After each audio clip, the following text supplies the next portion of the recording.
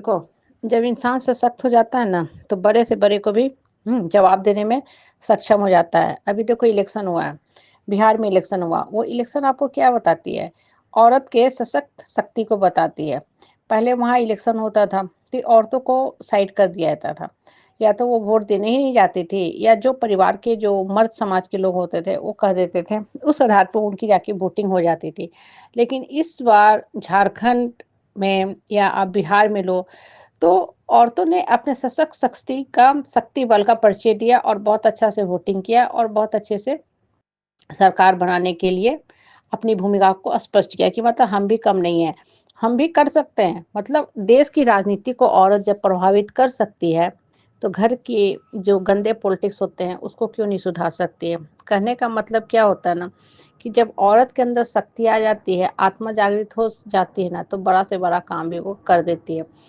कमी होती है तो औरत के अपने सोच में। औरत अपने शक्ति का सही ढंग से इस्तेमाल नहीं कर पाती है, तो लोग आते हैं, डराते हैं, धमकाते हैं, उसको तरह-तरह से अपशब्द बोलते हैं, गलत बोलते हैं और उसके ऊपर चढ़ के रहते हैं और औरत मान लेती है कि अरे! मेरे जीवन में तो बस दुःख ही दुःख है, हमको ये दुःख में ही जीना नहीं।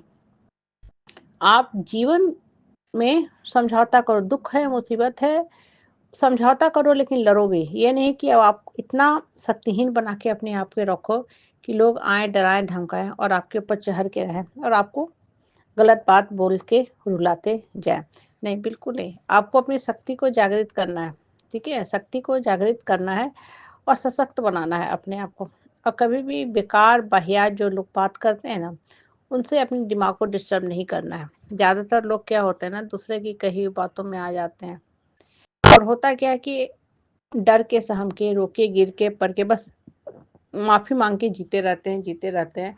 इन द मीन टाइम जितना वो माफ़ी माँगते हैं ना, उनकी माफ़ी की कोई कद्र नहीं होती है। लोग और डराते हैं, धमकाते हैं, तंग करते हैं। तो इससे होता क्या है कि उनकी शक्ति और आत्मबल और क्षीण होने लगती है और वो अपने आप को समझ ही नहीं पाते हैं कि वो कहाँ आ गए। इसलिए पहले अपनी शक्ति को मजबूत करो, अपने मन को जागृत करो और औरत के अंदर अदम्य साहस और शक्ति है। लोग उनकी शक्ति को नकार देते हैं, उनको बढ़ने नहीं देना चाहते हैं। तो जब आप किसी को बढ़ने नहीं दोगे तो कहाँ से बेचारा बढ़ेगा। एक इंसान दौड़ना, चलना, उठना, भागना चाह रहा है, पैर में रस्सी बांधोगे तो कितना दूर जाएगा, ठीक है?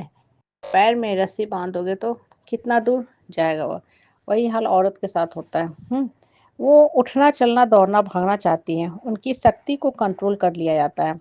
तुम ये नहीं कर सकती हो या तुम करके भी क्या करोगी, ये सब तुम्हारे बस की बात नहीं है।